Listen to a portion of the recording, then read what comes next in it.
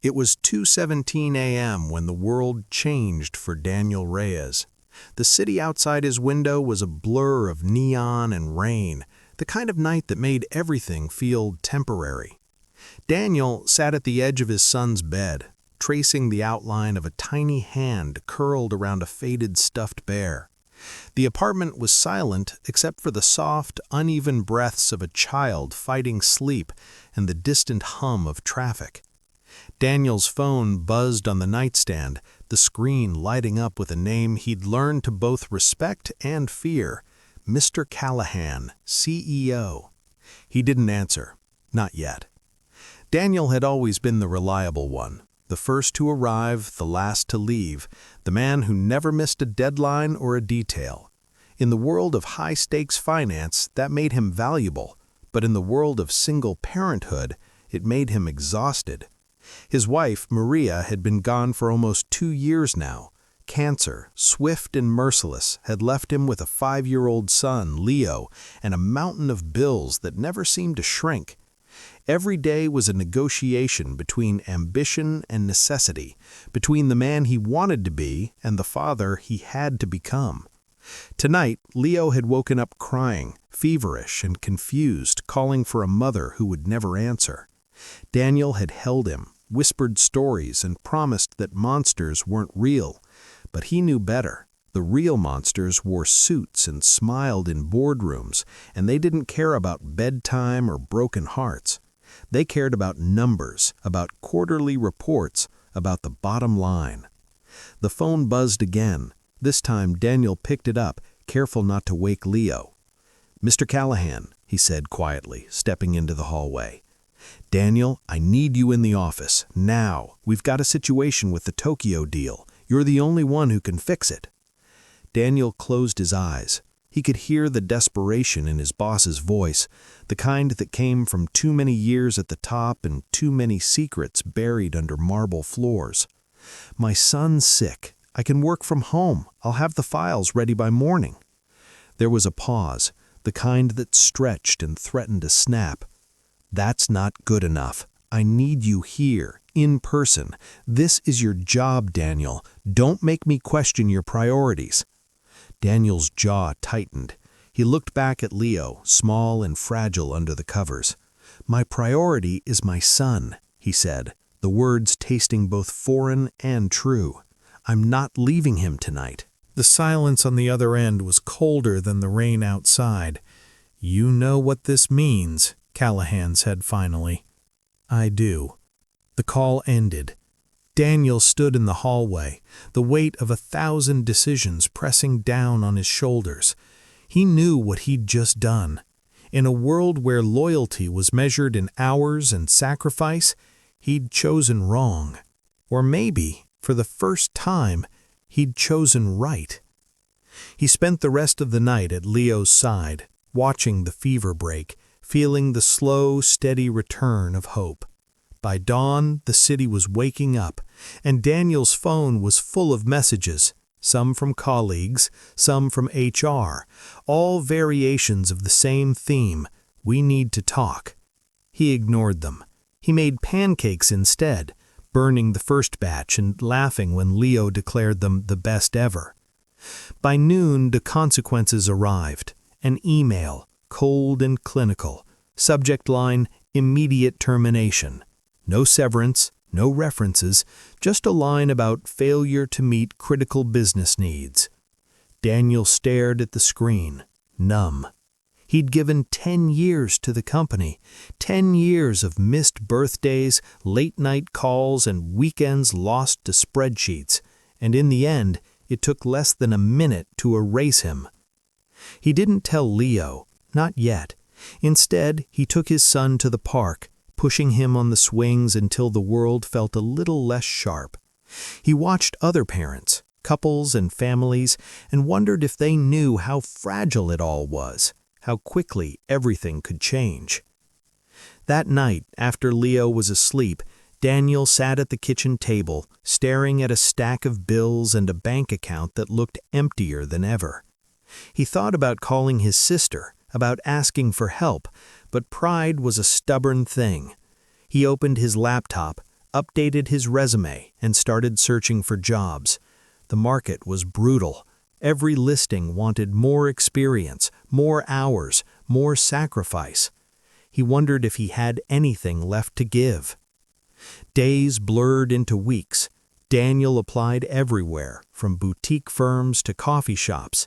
He got a few interviews, but nothing stuck.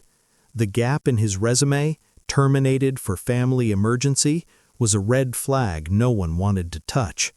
The rent was due, the fridge was emptying, and Leo's shoes were starting to pinch at the toes. One afternoon, as Daniel walked Leo home from school, a voice called out from across the street. "Hey, Reyes!" It was Marcus, an old colleague from his finance days, now working at a tech startup. They hadn't spoken in months, not since Daniel's world had shrunk to the size of a hospital room and a child's needs.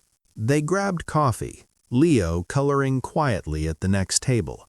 Marcus listened as Daniel explained what happened, the choice he'd made, the fallout. "You did the right thing," Marcus said, shaking his head. "Most guys I know would have caved, but you always had a spine." Daniel laughed, but it was hollow. "A spine doesn't pay the bills." "No, but it gets you noticed. Listen, we're looking for someone at the startup. It's not finance, not exactly, more like operations, people management, flexible hours, remote work. It's not Wall Street money, but it's honest, and you'd be home for Leo." Daniel hesitated. He'd spent his whole career chasing prestige, the next promotion, the next bonus, but prestige hadn't kept his family together, it hadn't saved Maria, and it hadn't made him a better father. He took the job. The first day at the startup felt like stepping into another universe. Gone were the marble floors and glass-walled offices of his old firm. Instead, Daniel found himself in a converted warehouse filled with mismatched furniture, whiteboards scrawled with ideas, and the low hum of possibility. The team was young, diverse, and dressed in a way that made Daniel's button-down shirt feel like a costume. He was the oldest person in the room by at least a decade, and for a moment he wondered if he'd made a mistake. But then he met Maya, the COO, who greeted him with a handshake and a smile that didn't feel forced. "We're not big on titles here," she said, leading him past a row of desks where engineers argued over code and designers debated color palettes. "We care about what you can do, not what's on your resume. Marcus says you're a problem solver. That's what we need." Daniel nodded, trying to hide his nerves. He was used to structure, to hierarchy, to knowing exactly where he fit. Here, everything was fluid. Meetings happened on beanbags, decisions were made in Slack channels, and the CEO wore sneakers to board meetings. It was chaos, but it was also alive in a way his old job had never been. His first project was deceptively simple, streamline the onboarding process for new hires. But as he dug in, Daniel realized the company's rapid growth had left a trail of confusion. Policies contradicted each other, benefits were a mystery, and no one seemed to know who was responsible for what. He spent his days listening, asking questions, mapping out workflows on giant sheets of paper.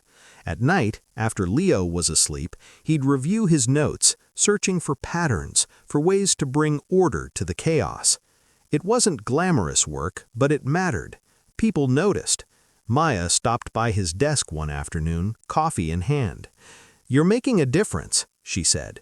"People feel it. They're less stressed, more focused. That's you." Daniel smiled, a real one this time. For the first time in months, he felt useful, not just as a provider, but as a person. At home, things were changing too. Leo was thriving. The flexible hours meant Daniel could walk him to school, help with homework, be there for bedtime stories. They started new traditions: Friday night pizza, Saturday morning cartoons, Sunday hikes in the park. The apartment was still small, the bills still daunting, but the laughter came easier now. But not everything was simple. The old fears lingered. Daniel worried about money, about stability, about whether he was giving Leo enough. Some nights he'd wake up in a cold sweat, haunted by the memory of that termination email, by the voice in his head that whispered he'd failed.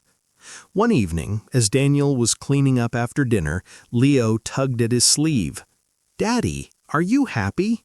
The question caught him off guard. He knelt down, looking into his son's wide, searching eyes. "Why do you ask, buddy?" Leo shrugged, clutching his bear. "You smile more now, but sometimes you look sad when you think I'm not watching." Daniel swallowed hard. He wanted to lie, to protect Leo from the weight of adult worries, but he remembered the promise he'd made to Maria, to always be honest, even when it was hard.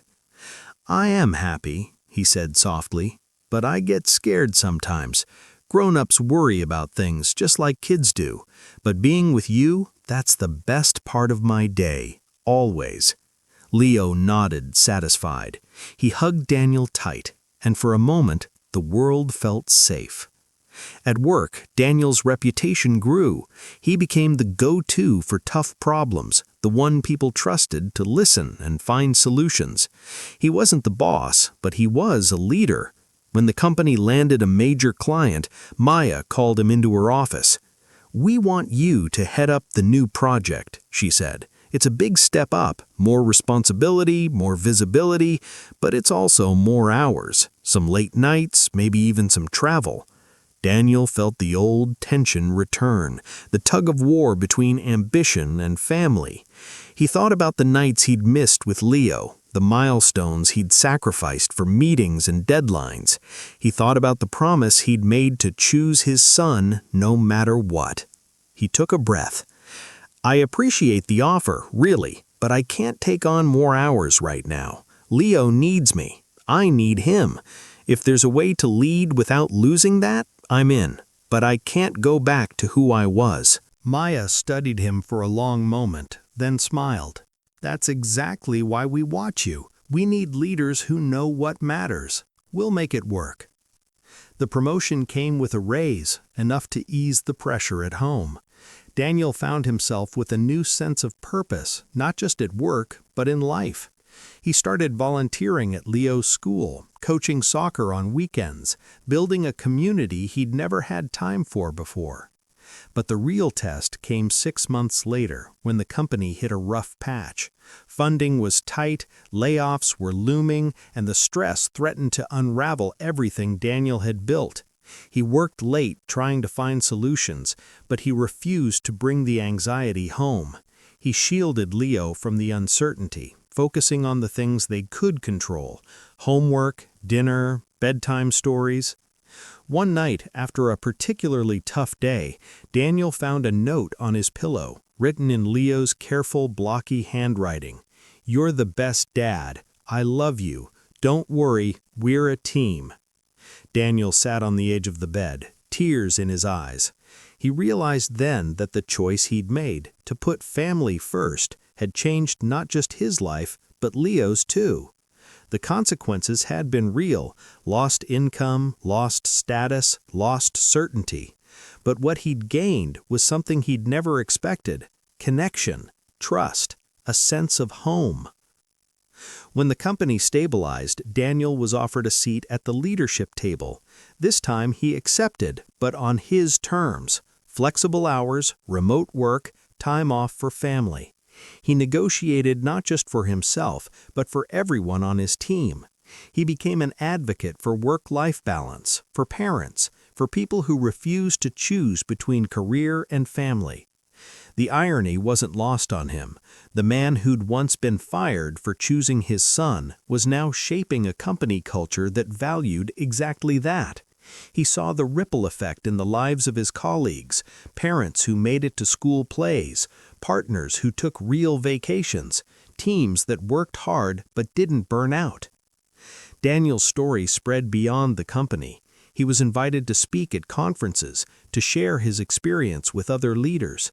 He told the truth, that choosing family over work wasn't easy, that the consequences were real, but that the rewards were deeper than any paycheck or promotion.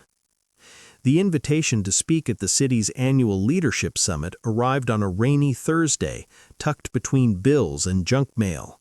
Daniel almost tossed it aside, but Leo spotted the gold-embossed envelope and insisted he open it. "Maybe it's a treasure map," Leo said, eyes wide with hope. Daniel smiled, ruffling his son's hair, and read the letter aloud.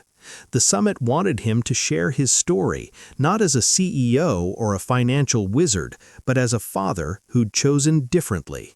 He hesitated. Public speaking wasn't his comfort zone. He'd spent most of his life behind spreadsheets, not spotlights. But Leo's excitement was contagious, and Maya's encouragement sealed the deal. "People need to hear what you've lived," she told him. "It's not just about business, it's about being human." The night before the summit, Daniel sat at his kitchen table, staring at a blank page. He thought about all the moments that had brought him here, the sleepless nights, the fear, the laughter, the loss.